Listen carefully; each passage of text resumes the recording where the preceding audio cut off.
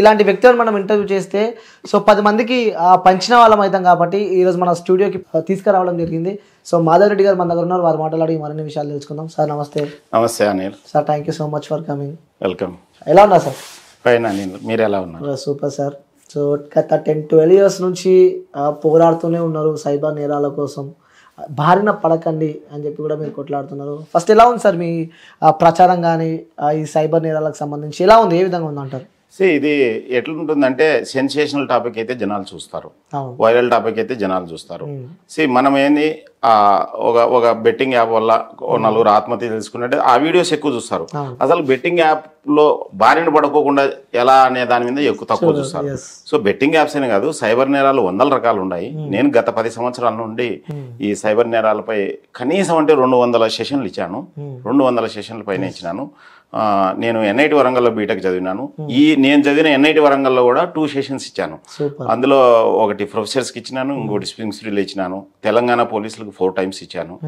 And IIT చెన్నైలో మాట్లాడినాను, డిఆర్డిఏలు, Hetero Drugs, what not many places.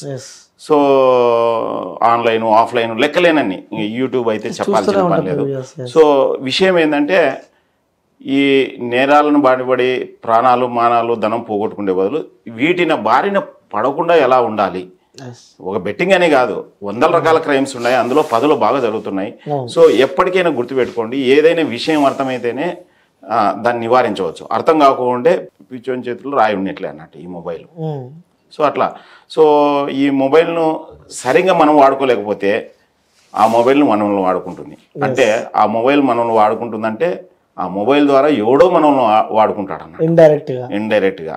Direct అనొచ్చు, ఇండైరెక్ట్ అనొచ్చు. డైరెక్ట్ వాడుకుంటాడు, వాడు ఇన్ఫ్లుయెన్సర్ రూపంలో ఉండొచ్చు, సైబర్ క్రిమినల్ రూపంలో ఉండొచ్చు, ఇంకోటి ఉండొచ్చు. సో మనము మన పిల్లలకి, ముఖ్యంగా మీకు మీ తల్లిదండ్రులు, ఈవెన్ నాకు నా తల్లిదండ్రులు, మా పిల్లలకి మనము కత్తి గురించి, కరెంటు గురించి, పాము గురించి, పుట్ట గురించి జాగ్రత్తలు చెప్పినాం.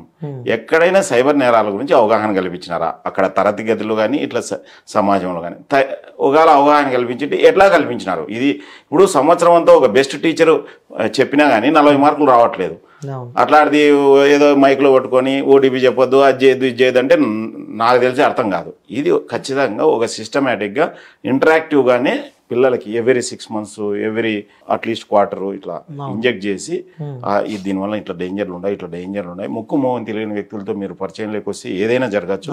సో మీకు తెలియదు, ఇలా చెప్పుకుంటూ పోతేనే ఇవి నివారించవచ్చు. అంతేగాని ఏదో తుఫాన్ వచ్చినట్లు 4 అరెస్ట్ చేస్తే ఈ సైబర్ నేరాలు అంతమైందని నేనైతే అనుకోవట్లేదు. ఓకే, ఈ సైబర్ నేరాల్లో వంటిది ఎలా సార్? ఈ బెట్టింగ్ కూడా 100%. అల్టిమేట్ గా నువ్వు మొబైల్ ద్వారా డబ్బులు పోగొట్టుకున్నావు. సైబర్ నేరాలు అంటే ఏంది? ఇంటర్నెట్ ద్వారా జరిగే నేరాన్ని సైబర్ నేరాలు అంటావు. ఆ ఇంటర్నెట్ మొబైల్ కావచ్చు, కంప్యూటర్ కావచ్చు. సో అంటే తెలియని వ్యక్తి నీతో టచ్ లేకొచ్చి మిమ్మల్ని దోచుకుంటాడు. 10 years నుంచి మీరు పోరాటం చేస్తున్నారు, బట్ ఇంకా చూస్తూనే ఉన్నాం, అసలు దీనికి ఎండింగ్ అంటూ లేదు. చెప్తుండలేదా ఇంతకుముందు చెప్తాను కదా. మన మాటలు వింటే, ఫర్ ఎగ్జాంపుల్ రోడ్డు మీద ఒక బోర్డు పెట్టినారు, ఒక గుంత ఉంది, ఏమని ప్రమాదం అని. ఆ గుంతను చూసుకొని పోతారా లేదా? పోతారు. సో అలానే మనం చెప్పినది వింటే వాళ్ళు పడరు. నేను ఎంతో మందిని కాపాడాను, నంబర్ తెలియదు కానీ వేలాది మందిని కాపాడాను. స్వయంగా అయితే 20 మందిని ఆత్మహత్య చేసుకునే వాళ్ళని కాపాడాను. న్యూడ్కాల్ ట్రాప్లో పడి భయపడి నాకు ఫోన్ చేసినారు. సో వాళ్ళను ఖచ్చితంగా అప్రోప్రియేట్గా ధైర్యం చెప్పి ఏం కాదు అని చెప్పి అట్లా చేసినాను. ఆ టాపిక్ వచ్చినప్పుడు నేను డీటెయిల్గా చెప్తాను. ఓకే, సో చాలా మంది ఇన్ఫ్లుయెన్సర్స్ బెట్టింగ్ ప్రమోట్ చేసి చాలా మందిని ఇబ్బంది పెట్టారు. సో చాలా మంది చనిపోయారు కారణమైన వ్యక్తులు ఈ ప్రమోటర్స్ అంటూ కూడా.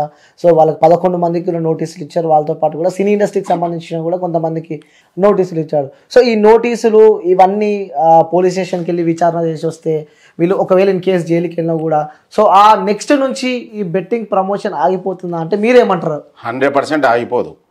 ఈడు కాకుంటే ఇంకోడు, ఏదో సినిమాలో ఉండు, ఈడు కాకుంటే ఇంకోడు, వాడు కాకుంటే వాళ్ళ తాత ఎవడోడు వేరే దేశం నుంచి ప్రమోట్ చేస్తాడు. లేకపోతే ఇంటర్నెట్లో ఏదో కూడా పాపప్ వస్తుంది. సో వాయిస్ ఓవర్ ఇస్తారు. ఇక్కడ మనిషి కాకుండా ఇంకా నెక్స్ట్ వాయిస్ ఓవర్ ఇస్తారు. ఈ యూట్యూబ్ ఛానల్స్ డిస్ప్లే చేస్తాయి, లేకపోతే యూట్యూబ్ లోనే యాడ్ రూపంలో వస్తుంది, లేకపోతే ఇంకొక రూపంలో వస్తుంది. ఆద్మీకో మత్ మారో సోచుకో మారో అంటారు. అంటే మనిషిని చంపొద్దు, మనిషి ఆలోచనను చంపు అని చెప్పి అన్నట్టు. వాడు కాకుంటే ఇంకోటి వస్తాడు ఇన్ఫ్లుయెన్సర్. వేరే దేశంలో ఉంటే ఇండియా గవర్నమెంట్ మీద ఏ విధమైన హక్కు ఉంటుంది వాడిని అరెస్ట్ చేయడానికి, ప్రాసిక్యూట్ చేయడానికి? చాలా తక్కువ ఉంటుంది. తెలుగు ఇన్ఫ్లుయెన్సరే వేరే దేశ పౌరుడు అనుకో అని అరెస్ట్ చేయనీకి అవుతుందా? కాదు కదా. సో ఇక్కడ విషయం ఏంటంటే మనకు తెలియాలి.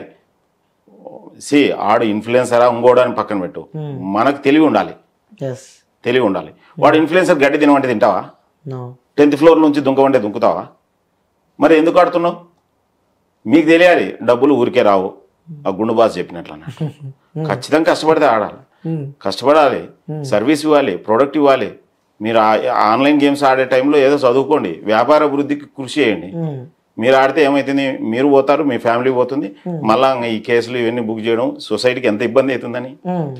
సో మీరు ఆడుకోకుండా వాడు ఇన్ఫ్లుయెన్సర్ కూడా ఏం చేయలేడు, వాడు డబ్బులు ఇవ్వడు కదా, మీరు ఆడుతుంటేనే వాడి ఇన్ఫ్లుయెన్సర్ డబ్బులు వస్తాయి. అవును. సో అది ఇల్లీగల్ యాప్స్, లైక్ ఈ బెట్టింగ్ యాప్స్ మన దగ్గర ఇల్లీగల్ యాప్స్, ఎందుకంటే మనం గూగుల్ అడిగినా కూడా అది ఇల్లీగల్ యాప్స్ అని చెప్పి చెప్తుంది. మరి అలాంటి యాప్స్ కూడా ఇలా నడుస్తున్నాయి అంటే ఏం చెప్తారు సార్? ఇక్కడ కొన్ని ఇల్లీగల్ యాప్స్ ఉంటాయి. ఇది దీంట్లో 2 టైప్స్ ఉంటాయి, లాజికల్, లాక్.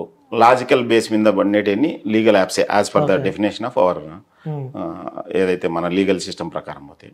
సో లక్ మీద బేస్డ్ అన్ని ఇల్లీగల్. సో ఈ లాజికల్ బేస్ మీద చూపిస్తారు అన్నట్టు. అంటే వీఆర్ ఏది ఏమైనా కానీ బ్యాక్ అండ్ అల్గరిథం మిమ్మల్ని ముంచడానికే ఉంటుంది, అది పక్కన పెట్టండి. సో ఫస్ట్ పాయింట్, మీరు గేమ్స్ ఆడాలనుకున్నారు, గ్రౌండ్కి పోయి ఆడండి, ఆరోగ్యానికి మంచిది. అసలు ఇలాంటి గేమ్స్, ఒక చెస్ తప్ప ఆన్లైన్లో ఏ గేమ్ అయినా కానీ మైండ్ ముద్దువారిపోతుంది, ఏళ్ళు పోతాయి, డాటా పోతాయి, కళ్ళు పోతాయి, బాడీ పోతుంది, అన్ని పోతాయి. లాస్ట్కు తల్లిదండ్రులను చంపే స్థాయికి కూడా తీసుకుపోతాయి అన్నట్టు. చాలా మంది చంపినారు కదా. సో ఇష్యూ ఏంటంటే ఇది మొక్కై వంగనేది మానై వంగున అని ఖచ్చితంగా చిన్నప్పటి నుంచే వాళ్ళకి ప్రాపర్గా అవగాహన తీసుకొస్తూ వాళ్ళ చిన్న పిల్లలైనా ప్రాబ్లం లేదు, అర్థం కాకుండా చెప్పాలి వాళ్ళకు 10 సార్లు. ఇప్పుడు మనకు లాంగ్వేజ్ ఎట్లా వచ్చింది చెప్పండి? ఇక్కడ మనకు లాంగ్వేజ్ ఎట్లా వచ్చింది చెప్పండి? చిన్నప్పటి నుంచి వినుకుంటూ వచ్చినాం, అంటే మనం మాట మాట్లాడక ముందే వినుకుంటూ వచ్చినాం, అలవాటు అయిపోయింది. సో ఇట్లనే చిన్నప్పుడు 1వ తరగతి, 2వ తరగతి, 5వ తరగతి అనేది పక్కన పెట్టండి. చిన్నప్పటి నుండి సమాజంలో జరుగుతున్న దురాగతాల గురించి పిల్లలతో చర్చించండి.